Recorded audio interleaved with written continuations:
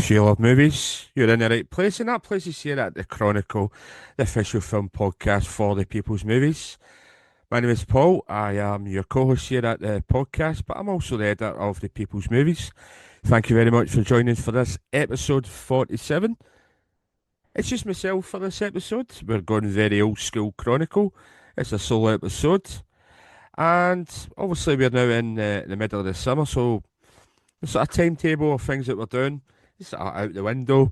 So we're just getting things like this episode here, just little things all together, make short little episodes, maybe slightly longer episodes. But hopefully in the next month or two we'll get everything up and running again, or even the next few weeks. So for this episode, we have a interview. There's a film that's just came out this week. This week, that's the 21st of July here in the UK and Ireland from 101 Films. That's called Saint Clare. It does star Bella Thorne, Frank Whalley, Rebecca De Mornay, to name a few. And the director is Mitzi Peirone. Forgive me if I've said your surname wrong there.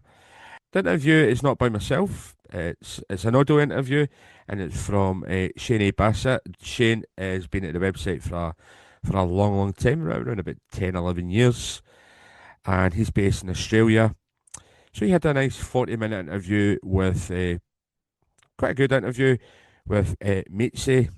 So here it is. This is the interview with Mitzi Peirone, the director of Saint Clare. Enjoy.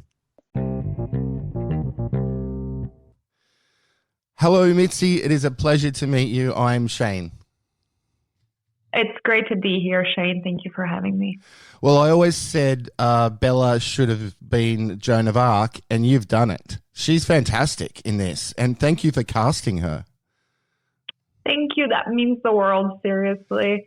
I think Bella deserved absolutely to have a role like this, a role where she could shine, where she could play into a very strong and complex psyche that was very challenging and yet self-reliant in terms of what her set of ideals are, her morals, her moral integrity, the clarity that she has of her own persona. Yeah. And I think that these are things that aren't often assigned to young women, specifically somebody who was a child actor, somebody who is often associated with roles that are highly sexualized, like the babysitter and others. And I feel like it's been nothing but an honor and a pleasure for me to give this to Bella because it's hers. She deserves it, and it's a tour de force performance. I think she's grounded and lyrical at the same time. Yeah.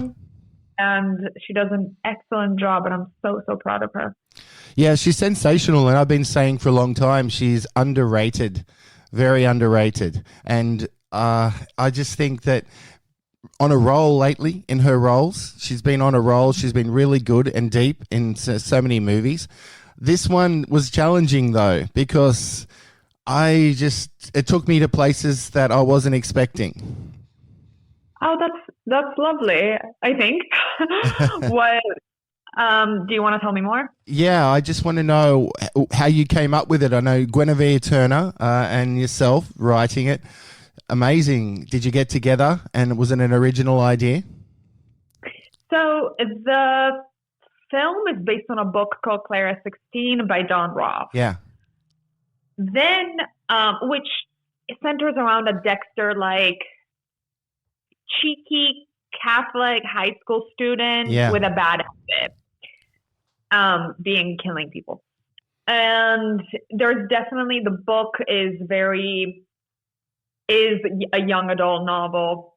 It has elements of comedy because Claire is in her monologue, at least, like her first person narration in the book is very cheeky. It's there's horror and comedy basically. So there was an early adaptation of that I read in 2020, and it just wasn't resonating with me because I just don't think I'm the right person to do horror and comedy. I'd rather do one or the other. So it came to me, and off it went. But then Guinevere Turner penned the second draft. Okay. And that sparked my attention. And I thought that she brought some really nice element to the script, but at the time there weren't any lead actresses attached. Madeline Pelch from Riverdale, I think, or not, I'm sure. Sorry, That's okay.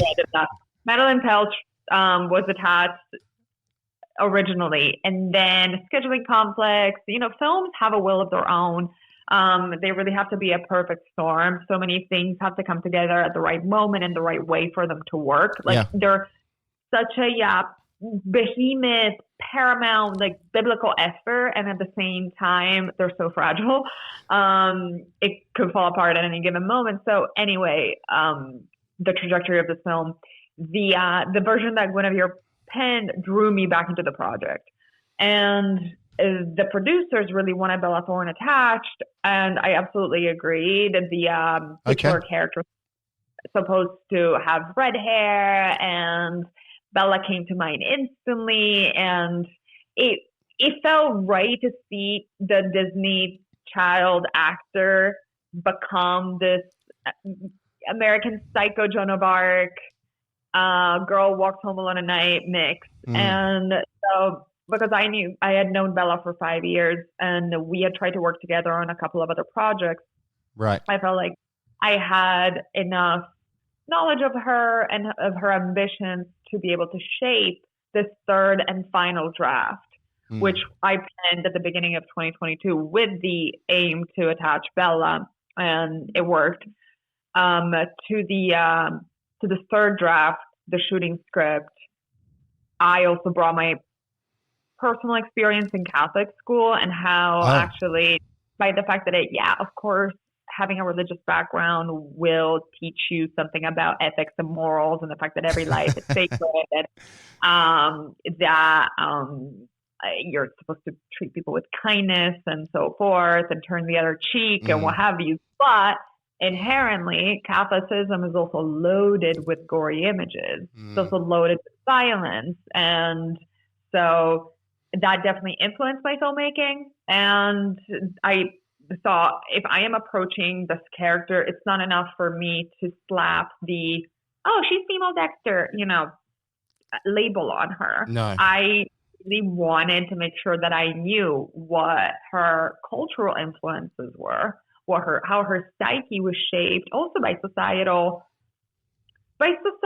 influences, because I think it's crucial to also remember that Claire, similarly to perhaps the lead character in Takashi Miike's Audition, similarly to any vigilante character, feels a distrust towards institutions. Like, the system in place to bring justice won't cut it. And I feel like a lot of women feel that way. I feel like a lot of minorities feel that way. And so I wanted to paint Claire, and you see her at the beginning of the film. There is her inception moment, her she could turn into a villain. And she kind of is. She kind of is. Yeah, she definitely has her, kind of like Greek tragedy moment of you're being cursed with blood, and from now on, this blood trail will follow you forever. She has this moment where she has to decide what she's going to do, and without spoiling it, it left an imprint on her soul and on her psyche. I think that was beautiful. And again, when that happens, though, what's interesting is that later on, her mother, and the fact that she also loses her parents, I feel like that's also another loss of not only innocence but of structure. Claire is alone. Claire is quintessentially alone. Which also echoes back to one of my favorite films, Roma by Alfonso Cuarón, when the lead character tells her maid, you don't understand that women, we're always alone. And I think that is, I don't want to endlessly talk about gender disparity, because I've talked about it ad nauseum, and I don't really care to anymore. But I do feel like it's not just about women necessarily, but anybody who feels marginalized. So I want to just clarify that. And I feel like Claire becomes kind of the saint patron of marginalized people. Her mother tells her, you cannot tell anybody what happened in the woods that day. And that's a hard thing to deal with. Knowing that that you may have done something that in your eyes you did the right thing. Something had to be done. You did the right thing. Of course, it came with consequences, with deadly consequences. Again, I'm trying to be as vague as possible. Yeah, it's hard. It's very hard because I want to talk about context. twists and things too. Yeah. So, but then having your parental figure tell you this is a secret you will have to keep with yourself forever, because not everybody will understand you, and not everybody will see you as a hero. So you have to operate in the shadows. And so I feel like because of that, Claire from a young age is conflicted in terms of, I know that what I'm doing is right. Somebody has to do it. And I'd rather it be me because I'm trained to be this lethal weapon. At the same time, I know that I cannot rely on traditional institutions and agents of authority to ensure people's safety. So. Yeah, no, I agree. I knew it came from a book, but what I could tell, it was a challenge to change it up, and with Bob as well. I mean, Bob, that character, I wanted to see more of Claire and Bob, but Bob kind of disappears for a little while and then comes back. So we can spoil it a little bit, but I love that concept. I'm so glad that you love Bob, because I'm so glad that you love Bob. I think he's the heart of the movie. And specifically when we were in London with the film, it was really refreshing to see how reactive the audience was to Bob. Okay. I'm endlessly thankful to Frank Whaley because he brought such gravitas to the character. He humanized them so beautifully. And, it definitely... It brings an element of supernatural, and it does bring a little element of comedy. Like, the two of them are kind of like this oddball couple. Yeah. But at the same time, I do think that Bob represents Claire's conscience. And if you really want to tie it all the way to biblical references, I do think that Claire kind of has a moment with Bob of like, why did you abandon me? I don't want to compare it with Claire to Jesus. I don't want to compare Bob to God, but the reference is there. The idea that Claire cannot find refuge in anybody. She's a true loner. She even says that at some point she goes, not even a priest could hear what I have done, which, for somebody who is raised Catholic, it's a tough thing to swallow, the idea that, because I went to Catholic school. I don't know if you can tell. No, I could never guess that. You can never get that. Which is also, it was also something that I brought to the table, obviously. I guess that, yes. The idea of religious fanaticism, the reference. But it's good. It works. I mean, I'm not religious at all, in no way. But the movie straight away with the music and the cinematography, you captivated my attention. Then you had these actors like Rebecca De Mornay as a grandma. Now, she was Peyton in The Hand That Rocks the Cradle. Bella could easily be a Peyton if, there was a remake. Absolutely. I mean, not that I like remakes, but you've done some great casting in your film, but it's the tension of the music as well.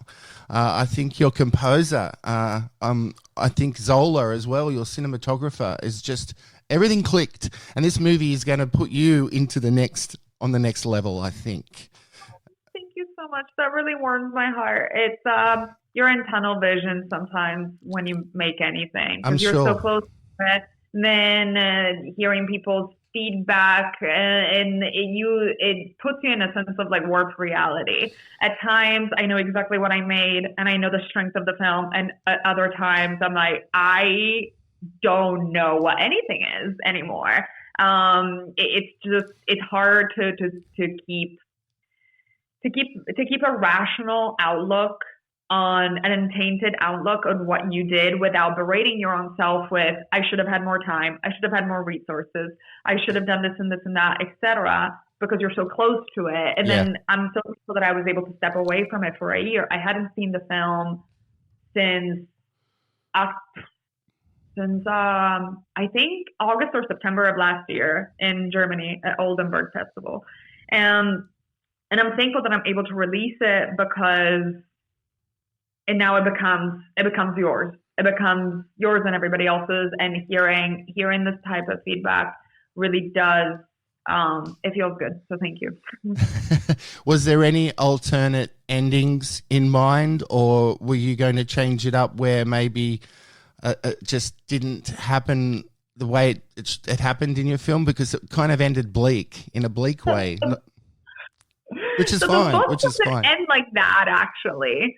The twist, the several twists. Well, how do I put this again without spoiling? The final twist, that's entirely a Mitzi Peirone special, because it's similar to Braid, my first. Of nothing is ever what it seems until the last minute. Right. And then betrayal comes from the most unexpected of places. And there is this feeling of cyclical curse, of eternal return, like Friedrich Nietzsche had explained about kind of the inevitability of the human sin, of the things that we do to others that come back to us. Yeah. And so in a way, I mean, the opening frame has Claire upside down. Her hair, she looks like a pre-Raphaelite. Some words I know how to spell and I don't know how to say them. Pre-Raphaelite. Yeah, it was very, very pre-Raphael. Yeah, drawn. Anyway. I know what you're saying. So, maybe you could say it in Italian. Is it easier to say in Italian? Pre-Raphaelite. There you go. So she looks like a painting. Bottom line, she looks like a painting. But I think that there is a sensuality to that one frame, because she's in bed, her hair is like loose and beautiful. She's in a robe. But then, what's the final frame? The final frame, she is upright. Yep. Drenched in red, dressed like a guy, her hair tied back, and the eyes of a psychopath. So I think that I was like, when we shot that moment, I was like, ooh, this is so my deep red, my profondo rosso, my Italian giallo moment. Well, it worked. And it all started at the poster. Was it your idea to design the poster with the colors and everything that you did on it, or did you have different alternative options? So the two posters, we have three posters. Yeah. We have the one that you're talking about is obviously the one that, so I don't know if you're interested in all of this. I'm going to be brief. So the film went through post twice. I'm interested. The first time we took the notes of the distribution company that had pre-acquired the film. Right. Now, I have to take their notes. Even if I disagree, I have to take their notes. So we had a movie that worked, but Bella and I felt like, in a way, it was a bit of a cop-out. Like, it was like a popcorn version of what we wanted to make. And then the distribution company went bankrupt. Oh, no. Then the strike happened. So this film has been in post-production for a year and a half, like double the time of. And in that moment, Bella said, listen, they're not going to distribute the film, so we shouldn't take their notes. I was like, that is right. We should just like two crazy peas in a pod, Bella and I. And so we went through post again, reapplied the notes that we felt like were appropriate, and I brought Zola Jesus on board, the composer. Yeah, she's good. And I felt like, I was like, this is just so obvious. Saint Clare, Zola Jesus, like this like gothic, it's a link. War chant, incredible performer, incredible music producer and artist. And so I got a second chance, which is, you don't see it often. And that version of the film was the one that went to festivals and it's being distributed, etc. So in all of that, while we were floating aimlessly without a distribution company, but with a movie made, which is not how this film started. It's totally fine. Long live independent cinema. Make the movie and then figure it out later, instead of having to get it greenlit by a studio and then eventually their hands were going to be all over it, which sometimes is good, sometimes it's bad. So we had this film, which we were proud of, and no distribution company, because the bankruptcy is a whole situation. It has to go through several phases. You can't talk to anybody about the film. Somebody could sue you, just like bonkers. But so we waited patiently. And while we were waiting, Bella and I were like, wait, we should be making the posters now, and we should be cutting the trailer so that we just hand it to the distribution company that's going to pick it up. Smart. Because sometimes distros, and we love them, but sometimes they don't make the best posters. They don't cut the best trailers. I know. All the time. There's some enlightened companies that cut incredible trailers, and the directors say, I had nothing to do with this. But I love cutting trailers. I didn't myself cut it, but I was in the editing room directing the edit for the Braid trailer. Yep. I did the same. I worked really closely with a poster designer for my first film. So I knew that I knew how to select the best moment, the set pieces, and to compose it in a symphonic way with the music in a minute and a half. Like, I actually don't mind killing my darling. It's like, I know what screams and what doesn't. So having that critical eye just emboldened me to say yes to Bella. I mean, like, you know what? Yes, let's absolutely do it. So we found this incredible artist, Javier Wally Rojas. I don't know if I can text you his Instagram link if anybody wants to hire him. He is absolutely incredible. He is a graphic designer. And he is from Colombia, and he had never made a movie poster. But when I reached out to him, I just saw all of his samples. I was like, have you ever thought about doing this? And he's like, it's been my dream. And I love Bella Thorne. Oh, somebody good. I know before. I just found him on Instagram. But I was like, this guy's so talented. And so he was the one to put Bella's crazy red washed face up front, up close, with the cross reflected in her eye. Sensational.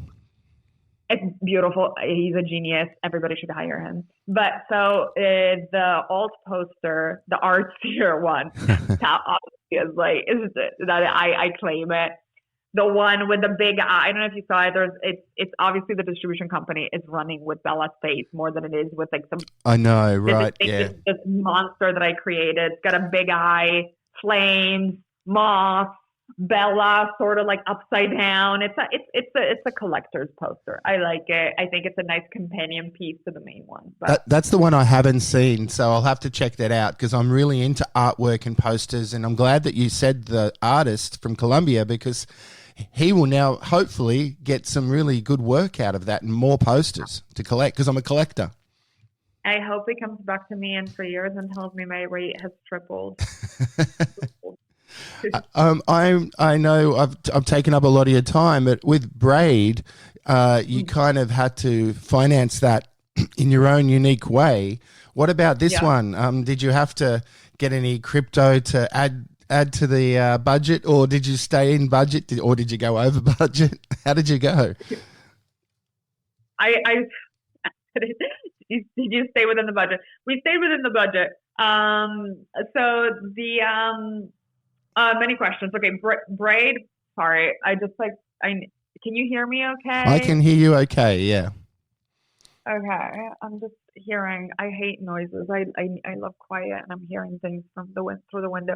You're like, so Mitzi, I didn't hear anything, but she heard things in her head. No. There was actually a motorcycle or something outside. Anyway, I'm not judging you, Mitzi. It's no problem. I'm loving this conversation. Plus, it's just after 4:30 in the morning here. So I've gotten up especially. Have you ever been to Australia? No. Okay, no. What? Why did you ask to do this so early? I wasn't really given many options, so I was told that. So bad. No, you poor thing. Sleep is important. Well, funny thing is, last night was the Superman premiere in Sydney. Yeah. So I went to that. That ran late. I had another Zoom interview, but the minute I walked in the door at home, I've just had about 4.5 hours sleep, and now I'm talking to you. But I will go back to bed. Yeah, I would. I hope you have beautiful dreams after this conversation. Well, Saint Clare, I've been looking forward to it because of Saint Clare. Honestly, I've seen it twice. I was sent the link. I've seen it twice, and so hearing about it is great, Mitzi. I've not seen Braid. I was trying to watch Braid for research, but it's not It's not linked in Australia. Like, there's no streamers. So what? That's crazy. I'll send you a link. That's insane. I thought that we had distribution in Australia. Anyway. So have I been to Australia? No, but but Saint Clare did go to South by Sydney. South by Southwest, yeah. Last year. But so I did finance Braid with cryptocurrency because nobody knew me, nobody trusted me with any money. I didn't even have the I remember thinking, oh, I am going to write a screenplay, and it's going to be good, and it's going to give me actors, and actors are going to give me money. And that's how independent cinema works, right? No. So when I would go, but I was like, I need producers though. Like, well, I'm not going to be able to just call up CAA and be like, who do you got? And so I would go on websites and production companies. It would be like, okay, so contact info, like, how do I get in touch? How do I let them know I'm here? I got something. And it was a search into the void. There was nobody gets back to you. And I don't think that if there's an email, info at 20th Century Fox, what have you, it's like, they don't, it's not just an open access, open call to the whole Hollywood, I guess. But at the time, and God bless my 25-year-old brain because I had nothing to lose, I had the script. I knew that for Braid. I knew that Indiegogo, Kickstarter, they were never going to give me the money that I needed. Right. I was like, at best, I can like rob friends and family for 10 grand, promising that I'll give them a T-shirt. I was like, this feels wrong. It's like, there's no returns. How am I going to pitch? Give me money for what? For a signed DVD? Like, I was just like, this doesn't work. and so, ironically, or I don't know if it's ironic, funny enough, I was at a music festival on the original Woodstock grounds. Nice. It was discontinued, Mysteryland USA version. Go ahead. Oh no, I'm intrigued. I haven't been to a music festival for years. There's less of them in Australia these days. There's not as many. What about Splendor in the Grass? Yeah, the only one that... Yeah, Splendor's huge. I need to go to Splendor. Splendor's huge. I would love to just travel the world going to music festivals. It's the same as being on a film set. It's like, it's anarchy that works because we all love art. We all love music. I have to close this window. I cannot do this anymore. I am so sorry, but I don't understand this leaf blower. It sounds like the apocalypse is coming. From my end, I can't hear him. But I cannot hear myself. I'm sorry. I'll try not to keep you. I need quiet. New York City was just chaos. Okay, sorry. No, that's okay. It's hard. I'm an advocate for independent film. So what you've done is quite magical when you've gotten two different formats of film. Oh no! So I was at a music festival and I had taken a hefty dose of mushrooms, and I don't do that stuff anymore. I wish I did. It's just like, when you're in your 20s, you're like, yeah, psychedelics. It sounds great on a Tuesday. Why not? Sure. But it loosened me as a person because I feel like I used to be a bit of a nihilist coming out of high school, and it helped me like heal, be a better person, believe in like the grandeur of cosmic order and things. Yeah. But so while I was high on mushrooms at Mysteryland USA in 2015, that's when I met the CEO, president of this blockchain tech company, Joe Lubin, who is the pioneer in the Ethereum space. And he had done this is, sorry, I'm archiving parts of my brain from literally almost a decade ago. Thank you. The ICO initial coin offering, so these like crowd sales for apps on the blockchain, but he had never applied these crowd sales on anything artistic. And so we thought that maybe that would have been the answer to a new dawn of independent cinema that works outside of the studio system. You pitch the film idea to cryptocurrency investors, offering them a return like you would on a normal like business plan for it. Okay.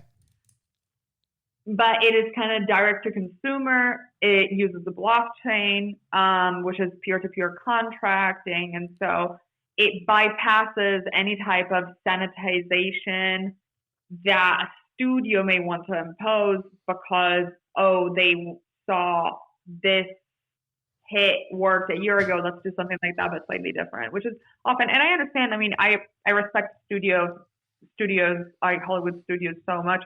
I would want to absolutely make a studio movie eventually. I would love to make Batgirl. I'm just throwing it out there. I feel like I would craft an amazing Batgirl. That being said, they do hone in on the business side of showbiz, and so they have to manage risk. They have to minimize risk. And by doing so, sometimes you end up with something that could have been bolder, and instead, it works. But the grand lyrical gamble often comes from independent cinema. More often comes from independent cinema. Sure. And that's, you don't have the gatekeepers. But so that's the cryptocurrency of it all. Yeah. Then we raised $2 million in 2 weeks in 2017. But before then, I had to go create a crowd, which is something that a lot of people maybe don't understand about crowdsourcing, crowd selling, etc. You got to have an audience. It's not just hi Kickstarter. And so you have to go. I went to cryptocurrency conferences and panels where people were talking about absolutely mind-bending, like high-tech concepts, and I was like, I'm financing the first film with cryptocurrency, and just my hand was shaking, and I voice. You needed some mushrooms. You needed some mushrooms at the conference. No, by then I was sober and fearful. No, and so Yana, it was a success story. I didn't want to do it again for many reasons. First of all, I did not want to be known as the filmmaker who can only get money through cryptocurrency. No, I actually was very proud of the fact that Braid, the other one, Saint Clare. Saint Clare was solely made with standard pre-sales, pre-foreign sales, and distribution company in the U.S. Yep. Money, and you have it, and then you make the movie. And that was it. But of course, fate wanted it to have a very special post-production, double 2 films, strikes, fires, you name it. It was the bankruptcy. Yeah, no, every once in a while, I'm asked, what were the lessons from your first film that you brought into your second one? And I never know how to answer truthfully, because every film was so different. At least from the 2 films that I directed, completely different experience. Okay, yeah. I think the best thing that you can do is prepare as much as you can, and trust yourself. Once you're on set, you have to learn to dance with the unknown. And there's really nothing else you can say as like these are the 10 commandments of filmmaking, because it's always different. There's theatre kids in this movie, and I'm not sure if you're a theatre kid or you go back. Is Mr. McKaylee? Is he modelled on anyone in particular, or is he just a stereotype of a director? So what's so funny is that Joel was attached before I ever was involved. Oh, really? In the film, yes. He's perfect. And he is exactly that person. Oh, I see. He didn't look like he was acting. Yeah. So I went to theater school in New York City. I went to a theater conservatory called the American Academy of Dramatic Arts. Danny DeVito went there, a couple other people. But so the theater director, he was in the book, and I think I made him a little bit more of a diva than what he actually was in the book. Right. I was thinking a J.K. Simmons and Whiplash type of character. Oh. That's what but it's so fun. Everything is mind bending in filmmaking. You're writing and you see the scene in your head and you're like, yeah, I see this. And then, but it's the same thing happened with Bob and Frank Whaley.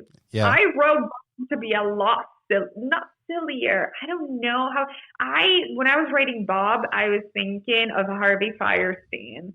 So in Mrs. Doubtfire, yep, the brother, yep, with the mask. That's what the voice. I was just thinking like the raspy, like buoyant type of. That's what I was thinking. And then comes Frank Whaley, and he brings this extremely profound humanity. Yeah, this truth to it, and I'm like, I have to surrender. It's his.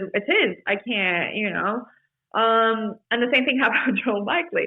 Joel Mickley brought entirely his fears, his high octane and lovely persona to the character. Ironically, when Don Roff, the novelist, read my draft of his book, my screenplay, he said I actually had made the theater director guy closer to the person that he shaped, the real life person that he shaped that character after.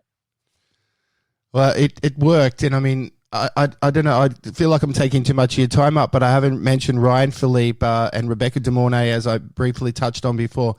Did they come to you as well? Did you craft their characters while you were writing, or did they come onto the screen as it was written? They got attached. So I didn't know that. I didn't know about their involvement prior to me writing the script. I wrote the script thinking the only element that I had, and I didn't know Joel at the time. I don't think I even knew that he was attached. My sole focus was to write something that Bella would have attached to. Right. When I was, in terms of characters, when I was writing the shooting script. And then as far as Ryan and Rebecca goes, it was very standard in terms, and the same thing happened with Bob. They read the script and they resonated with them, and they appreciated the characters. I think, the first day on set with Frank Whaley, I had this sense of reverence towards him, obviously. Okay, I do to all my actors. Of course. I do. They all graced my set, but specifically when Bob showed up, when Frank showed up, and he told me, I really enjoyed the script. It's really well written. Oh, my heart soared. And so I think that it's great to be able to. I think I've written myself out of trouble and into good fortune many times throughout my life. I think that writing is such an incredible experience, such an incredible craft, and it attracts whoever needs to be attracted to whatever it is that you're writing. I think there's a reason why it's called spelling. It does cast a spell. Exactly. Yeah, and so I hope everybody finds time to write, because I do think it's such an incredible, healing, magical thing to do with your life while you're on Earth. Oh yeah, and definitely, you're doing what you want to do. You're going to be changing people's minds on Bella, I hope, because I do think sometimes it's a little bit tunnel vision on her. But like I said, I've supported her in many roles that she's underrated in. And yourself, what's next? Anything exciting can you share? I know it takes a long time for projects to happen, but can you make any exclusives, or tell me maybe on the side what you've got next? I have gotten very superstitious about revealing anything, Sure, and you're absolutely you're absolutely right. Things take forever. I think that artists, like aerialists, know that to look down is to fall. Right. So try not to think about how long everything takes. But I am in development for a TV show, and I wrote a sci-fi, and Good. I am in end of act 2 out of 3 of a murder mystery. Ooh. I love erotic thrillers from the 90s, so I hope it's something like that. Dude, that's so funny that you say that. The irony of you saying that is astounding. I will text you on the side to like tell you what it is. All right. And finally, I always like to ask my guests, because I'm a surfer. I live near the beach. It's only just over that way to my left. Can you surf? No. Oh, that's okay. I wouldn't do anything. I don't do anything where I could hurt myself. Or get eaten by sharks. There's plenty of them in the ocean around this way anyway. Yeah, no, I mean, it sounds romantic and beautiful and fulfilling and so exciting, but it's something that I just, no, I don't even drive. Oh, well, that's a shock. I have a car. I don't have a driver's license. No, I'm either writing or I'm hiking or I'm at music festivals. Those are my kind of walking my dog. I hike. Well, you're a writer, so I hope you're taking a diary or you're taking notes on set or of your life, because your life in the half an hour that we've spoken is just encapsulating my being, because you're so interesting. So please keep notes of everything you're doing and write a book sometime, maybe, behind the scenes. Yes, I will. Thank you. That's such a lovely thought. And that's it up, folks. That was your episode 47 of the Chronicle. Thank you very much for joining me here at the podcast. Thank you very much for 101 Films for letting Shane interview Mitzi Peirone and also review the film Saint Clare. As I said, it is now out on digital platforms here in the UK and Ireland. Look for your usual places online to get your copy of that film, as in the actual Shane's actual review. It will be a link in the description under this episode. That's episode 47. But you can also find it over at thepeoplesmovies.com. As in where you can actually follow us. You can follow Shane over at X and Twitter. That's at The Movie Analyst. As in for the Chronicle and the People's Movies. You can follow us over at Facebook. That's the People's Movies. And then obviously at X and at Instagram. X, it will be at the People's Movie. And over at the People's Movies over at Instagram. You can also find the Chronicle on many of the popular sites to download your favourite podcasts. Sites as Apple Podcasts, Podbean, Spotify, YouTube. And obviously here at Podbean. Podbean is your main host. So if you're on there, go over there and then you can download it as well. Sometimes we will continue to chat over at the Chronicle Take 2. Stay tuned on social media or also over at the People's Movies for future episodes. You can sign up for our little new newsletter email. You'll find the actual link to that newsletter over at the People's Movies.